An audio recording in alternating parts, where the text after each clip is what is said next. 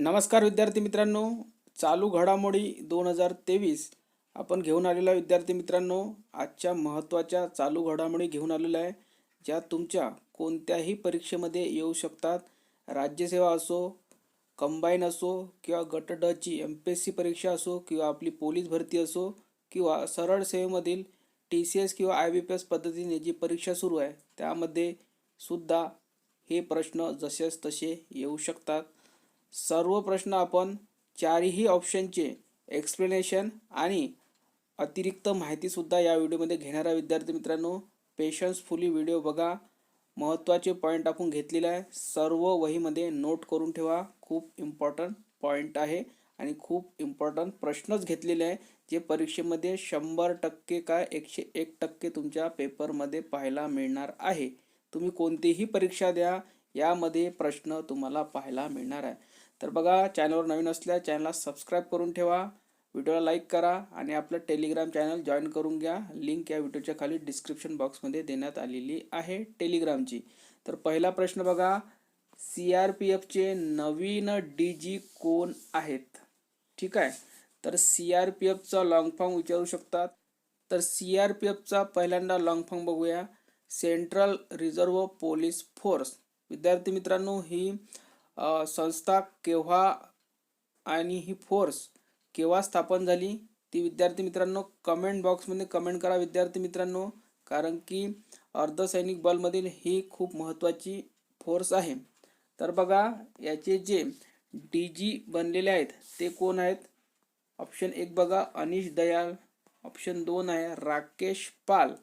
Option 3 आहे नितीन अग्रवाल. आणि option 4 आहे R हरी कुमार. तर याचं उत्तर हे जवळपास विद्यार्थ्यांना माहिती असेल, पण दिलेले जे ऑप्शन आहे 3 ते कशाचे महानिदेशक, महासंचालक किंवा DG आहे ते आपण बघणार आहोत. आणि तुमचे 4 प्रश्न इथेच कव्हर होऊन जाईल आणि CRPF बद्दल वेगळे पॉईंटसुद्धा आपण सांगणार आहे. तर याचं करेक्ट उत्तर आहे ऑप्शन क्रमांक 1. नोट करून घ्या, अनिश सिंग दयाल. ठीक आहे, आता याचं एक्सप्लेनेशन बघूया आपण. तर बघा, राकेश पाल जे आपल्याला ऑप्शन क्रमांक 2 मध्ये दिलेलं आहे, तर राकेश पाल हे भारतीय तटरक्षक दलाचे 23वे महानिदेशक आहे. खूप इम्पॉर्टंट प्रश्न आहे, यावर प्रश्न येणार म्हणजे येणार. त्यानंतर पुढील बघा, जे ऑप्शन दिलेलं आहे ते आहे R हरी कुमार. ते आहे नौदल प्रमुख 25वे. कशाचे आहे? तर R हरी कुमार हे 25वे नौदल प्रमुख आहेत. त्यानंतर जे ऑप्शन दिलेलं आहे आपल्याला ते आहे नितीन अग्रवाल. ठीक आहे, ते आहे BSF किंवा सीमा सुरक्षा बल, बॉर्डर सिक्युरिटी फोर्स चे महानिदेशक आहे. ठीक आहे, त्यानंतर आपण तर ऑप्शनचं उत्तर तुम्हाला सांगितलेलं आहे, अनिश दयाल सिंह हे CRPFचे नवीन DG आहे. त्यांच्याबद्दल अतिरिक्त माहिती बघा, ते 1988 बॅचचे मणिपूर कॅडरचे IPS अधिकारी आहे. त्यानंतर बघा, 30 नोव्हेंबर 2023 रोजी विद्यमान SL थायोसेन यांच्या निवृत्तीनंतर CRPFचा अतिरिक्त कार्यभार सांभाळत होते ते. ठीक आहे, त्यानंतर बघा, संसद भवनात नुकत्याच झालेल्या घुसखोरीचा तपास अनिश दयाल करत आहे. ठीक आहे, त्यांच्याबद्दल अतिरिक्त माहिती ही तुम्हाला माहिती असावी. त्यानंतरचा प्रश्न क्रमांक 2 बघू शकता स्क्रीनवर. CISF म्हणजे सेंट्रल इंडस्ट्रियल सिक्युरिटी फोर्स नवीन पहिली महिला महासंचालक झालेली आहे विद्यार्थी मित्रांनो. आणि जिथे पहिला शब्द येतो विद्यार्थी मित्रांनो, तो जवळपास पेपरमध्ये 10 वर्षापर्यंत येत असतो विद्यार्थी मित्रांनो, कारण की पहिला महिला झालेल्या आहेत. हे तर पाठच करून ठेवा. तर ऑप्शन 1 बघा काय आहे, रश्मी शुक्ला. ऑप्शन क्रमांक 2 आहे नीना सिंह. त्यानंतर ऑप्शन क्रमांक 3 ममता बॅनर्जी. आणि ऑप्शन क्रमांक 4 आहे स्मृती मंधाना. तर याचं करेक्ट उत्तर आहे नीना सिंह. त्यानंतर बघा, जे ऑप्शन क्रमांक 3 दिलेला आहे ते आहे ममता बॅनर्जी. या कोण आहे तर पश्चिम बंगालच्या मुख्यमंत्री आहे विद्यार्थी मित्रांनो. यांचं नाव लक्षात ठेवा, कारण की CM वर प्रश्न येतो आणि TCS IBPS परीक्षा घेत आहे तर कोणत्याही राज्याचं काहीही विचारत आहे. त्यानंतर बघा स्मृती मंधाना. या कोण आहे तर या एक क्रिकेटर आहे विद्यार्थी मित्रांनो. आपल्याला डायरेक्ट प्रश्न विचारण्यात येईल स्मृती मंधाना या कोणत्या खेळाशी संबंधित आहे, तर लक्षात ठेवायचं क्रिकेटशी. तर बघा नीना सिंह यांच्याबद्दल आपण अतिरिक्त माहिती बघूया. तर बघा IPS अधिकारी नीना सिंह यांची CISF च्या महासंचालकपदी नियुक्ती झालेली आहे. त्यानंतर त्या 1989 बॅचच्या राजस्थान कॅडरच्या अधिकारी आहेत. त्यानंतर एलिट फोर्सच्या प्रमुखपदी त्या पहिल्या महिला ठरल्या होत्या. त्यानंतर बघा नीना सिंह या राजस्थान कॅडरमधील पहिल्या महिला IPS अधिकारी सुद्धा आहेत. त्यानंतर बघा 2013 ते 18 दरम्यान CBI मध्ये सहसंचालक म्हणून सुद्धा काम केलेलं आहे त्यांनी. कोणत्या डिपार्टमेंटमध्ये? CBI मध्ये सहसंचालक, हे सुद्धा लक्षात असू द्या 13 ते 18 पर्यंत. त्यानंतरचा पुढील प्रश्न पहा, प्रश्न क्रमांक 3. अयोध्येतील नवीन विमानतळाचे नाव काय? तर पहिलं ऑप्शन दिलेलं आहे वाल्मिकी आंतरराष्ट्रीय विमानतळ. त्यानंतर आहे दुसरं ऑप्शन सीताराम वाल्मिकी आंतरराष्ट्रीय विमानतळ. त्यानंतर पुढील ऑप्शन आहे महर्षी वाल्मिकी आंतरराष्ट्रीय विमानतळ. त्यानंतर पुढील ऑप्शन बघा यापैकी नाही.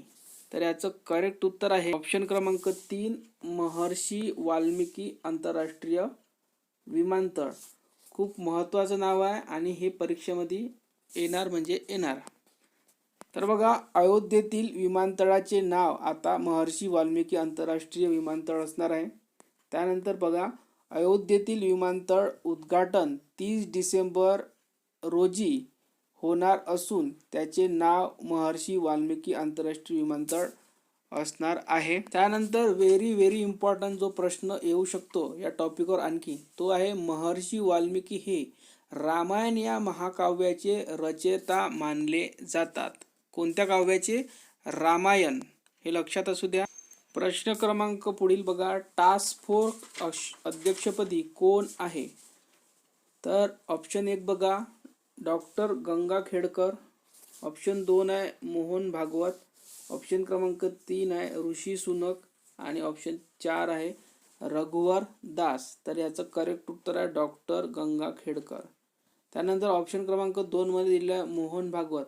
तर हे विद्यार्थी मित्रांनो RSSचे सध्याचे अध्यक्ष आहे. त्यानंतर ऋषी सुनक काय आहे? ब्रिटन लंडन याचे प्रधानमंत्री आहेत. त्यानंतर जे चौथं ऑप्शन आहे रघुवर दास, हे ओडिशाचे नवीन राज्यपाल आहे, लक्षात असू द्या. त्यानंतर बघा याबद्दल थोडी अतिरिक्त माहिती बघूया. राज्यात COVID-19ची रुग्णसंख्या वाढत असल्याने टास्क फोर्सची पुनर्रचना करण्यात आली असून अध्यक्षपदी भारतीय वैद्यकीय संशोधन परिषदेचे ICMR माजी प्रमुख डॉक्टर रमण गंगाखेडकर यांची मंगळवारी नियुक्ती करण्यात आली आहे. 2020 साली नेमलेल्या टास्क फोर्सचे अध्यक्ष डॉक्टर संजय ओक हे होते. टास्क फोर्स नेमणारे महाराष्ट्र हे देशातले पहिले राज्य आहे. हे पण लक्षात असू द्या की टास्क फोर्स नेमणारे हे महाराष्ट्र पहिले राज्य आहे. त्यानंतर बघा पुढील प्रश्न पहा, breaking the mould reimagining India's economic future हे पुस्तक कोणी लिहिलेलं आहे? आता बघा TCSचा खूप फेवरेट टॉपिक म्हणजे पुस्तकं आणि लेखक हे खूप विचारत आहेत आणि कोणतीही परीक्षा द्या तुम्हाला या टॉपिकवर प्रश्न येईलच. तर बघा हे पुस्तकसुद्धा विचारण्यात येईल. तर पहिलं जे ऑप्शन आहे रघुराम राजन आहे. दुसरा आहे धनंजय वाय चंद्रचूड. त्यानंतर आहे शक्तिकांत दास, सुमित मलिक असे ऑप्शन दिलेले आहे. तर बघा याचं जे उत्तर असणार आहे ते आहे रघुराम राजन. आणि दुसरं जे ऑप्शन आहे ते आहे धनंजय वाय चंद्रचूड, आपल्याला माहितीच आहे. आपल्या सर्वोच्च न्यायालयाचे मुख्य न्यायाधीश आहे.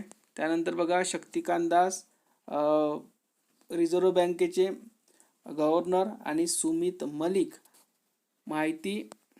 मुख्य माहिती आयुक्त आहे महाराष्ट्राचे. ओके, तर बघा भारतीय रिझर्व्ह बँक माजी गव्हर्नर रघुराम राजन यांनी लोहित लांबा यांच्या सहकार्याने हे पुस्तक लिहिलेलं आहे. तर बघा आजच्या व्हिडिओमध्ये इथपर्यंतच. व्हिडिओ कसा वाटला कमेंट बॉक्समध्ये नक्की सांगा आणि चॅनलला सबस्क्राईब करून घ्या. धन्यवाद.